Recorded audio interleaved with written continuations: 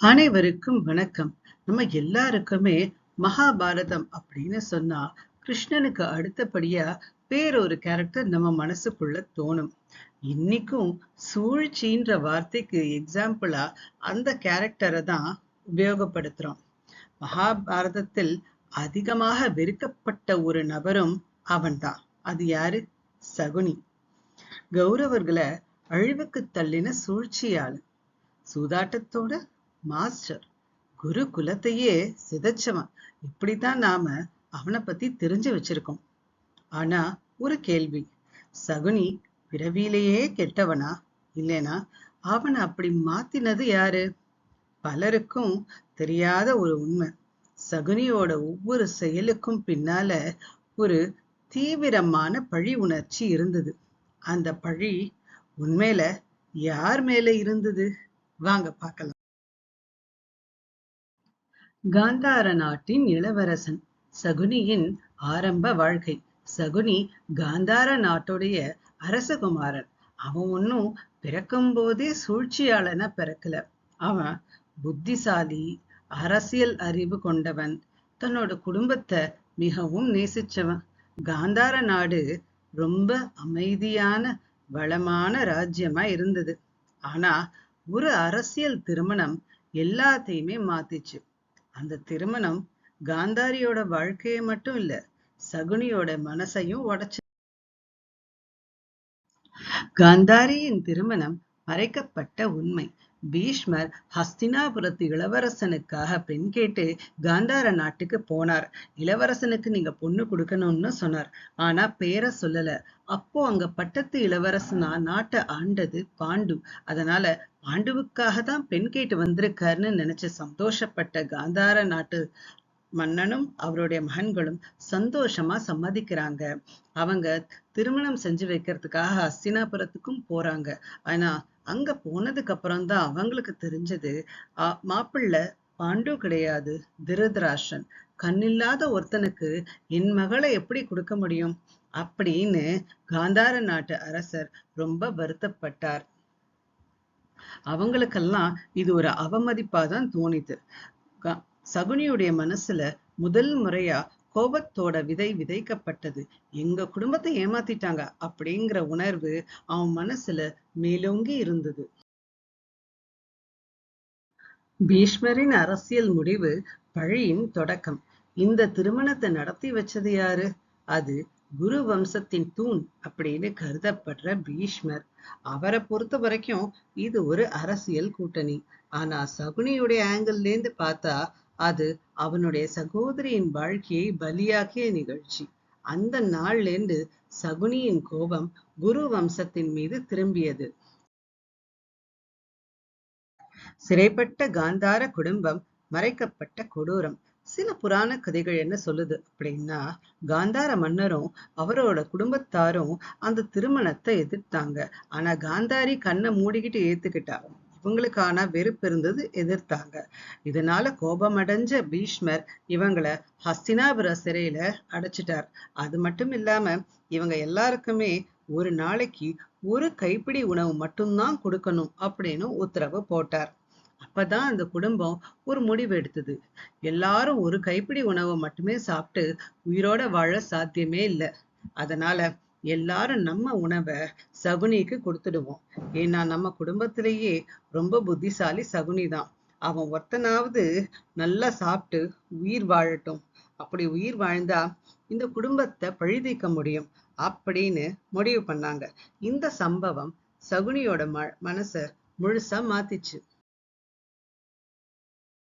சூதாட்டக்காய்களின் ரகசியம். சகுனி பயன்படுத்தின சூதாட்டக்காய்கள் சாதாரணமானதில்லை அப்படின்னு சொல்லப்படுது.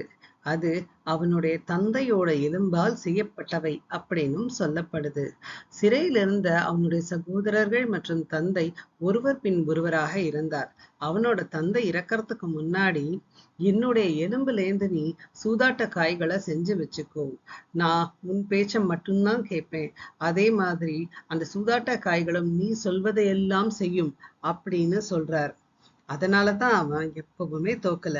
அவன் விளையாடினது வெறும் சூதாட்டம் இல்ல, ஒரு திட்டமிட்ட பழிவாங்கும் போர். துரியோதனனை ஆயுதமாக பயன்படுத்திய சகுனி. சகுனி நேரடியா யுத்தம் செய்யல. ஏன்னா அவன் ஒரு விஷயத்த ரொம்ப நல்லா புரிஞ்சு வச்சிருந்தான். குரு வம்சத்தோட நேரடியா யுத்தம் செய்ய முடியாது. அப்படி செஞ்சா பீஷ்மர் ரொம்ப எளிதா தோக்கடிச்சிருவார். அதனால அந்த குடும்பத்துக்கு உள்ளே இருந்துதான் அழிக்கணும் அப்படின்னு முடிவு பண்ணான். அதுக்காக துரியோதனனுடைய பொறாமை, கோபம், ஆசை இது எல்லாத்தையுமே சின்ன வயசுல இருந்தே தூண்டி விட்டுக்கிட்டே இருந்தான். துரியோதனனுக்கு ராஜ்யத்தின் மேல் ஆசை. ஆனா சகுனிக்கோ குரு வம்சத்தின் அழிவின் மேல் ஆசை. உண்மையான இலக்கு பாண்டவர்கள் இல்லை. சகுனிக்கு யார அழிக்கணும்னு நினைச்சான் தெரியுமா? பாண்டவர்களை கிடையாது. பாண்டவர்களை வெறுத்தான். அதே சமயம் கௌரவர்களையும் வெறுத்தான். இங்கதான் சில பேருக்கு சந்தேகம் வரும். அது எப்படி அவன் சொந்த சகோதரியுடைய மகனை வெறுக்க முடியும் அப்படின்னு. அவனை பொறுத்த வரைக்கும் அது குரு வம்சத்தின் குழந்தைகள். குரு வம்சத்தை அழிக்கணும். ஏன்னா அந்த குரு வம்சம் தான் அவனோட குடும்பத்தை அழிச்சிச்சு. அதனால எதிரியின் குடும்பமா தான் பார்த்தானே தவிர தன் தங்கையின் குடும்பமா பார்க்கல. தன்னோட தங்கையுடைய வாழ்க்கையும் அழிஞ்சு போச்சுன்னு நினைச்சான். அதனாலதான் அந்த குரு வம்சத்தை பழிவாங்கணும்னு கங்கணம் கட்டிக்கிட்டு இருந்தான். பீஷ்மர், திருதராஷ்டிரர், ஹஸ்தினாபுர அரசியல் இதுதான் அவன் மனசுக்குள்ள ஓடிக்கிட்டே இருந்தது. குருக்ஷேத்திரம் பழியின் நிறைவு. குருக்ஷேத்திர போர்ல என்ன நடந்தது? குரு வம்சம் முழுசும் அழிஞ்சுது. 5 எதிரிகளை வச்சு 100 எதிரிகளை சகுனி வீழ்த்தினான். துரியோதனன் உட்பட சகுனி ஆதரிச்ச அத்தனை பேரும் இறந்து போயிட்டாங்க. சகுனியும் உயிரிழந்தான். ஆனா அவனோட நோக்கம் நிறைவேறியது. அவனுடைய குடும்பத்தை அழித்த வம்சம் அழிந்தது. சகுனி வில்லனா அல்லது துயரமான மனிதனா? சகுனி தர்மத்தோட பாதையில நடக்கவே இல்லை. ஆனா அவனுடைய செயல்களுக்கு காரணம் இருந்தது. செயல்களுக்கு காரணம் இருந்தா தர்மத்தை மீறலாமா அப்படின்னு கேட்க கூடாது. தர்மத்தை மீறக்கூடாது. மீறினால் என்ன நடக்கும்? அனர்த்தமே நிகழும். பழி, வேதனை, குடும்ப இழப்பு இது எல்லாம் ஒரு மனுஷனை எப்படி மாத்தும் அப்படிங்கறதுக்கு எடுத்துக்காட்டு சகுனிதான். மகாபாரதம் நமக்கு சொல்ற மிகப்பெரிய பாடம் என்ன? யாருக்காவது அநீதி இழைச்சோம் அப்படின்னா அது ஒரு நாள் பெரிய அழிவை உருவாக்கும் அப்படிங்கிறது தான். மறுபடியும் நாம பார்க்க வேண்டியது என்ன? சகுனி பெரும் சூழ்ச்சியாளன் அல்ல. அவன் ஒரு திட்டமிட்ட பழிவாங்கி, ஒரு சகோதரன், ஒரு காயப்பட்ட மனம். அவன் பிறக்கும் போதே சூழ்ச்சியாளனா பிறக்கல. அவனுக்கு நிகழ்ந்த சம்பவங்களே அவனை அப்படி மாத்திச்சு. அவன் யார பழிவாங்க நினைச்சான்? பாண்டவர்களையா? கிடையாது. கௌரவர்களையா? அதுவும் கிடையாது. முழு குரு வம்சத்தையே அழிக்கணும் அப்படிங்கிறது தான் அவனுடைய நோக்கமாவே இருந்தது. அதனாலதான் மகாபாரதம் ஒரு யுத்த கதை மட்டும் கிடையாது. மனித உணர்ச்சிகளோட ஆழமான வரலாறு.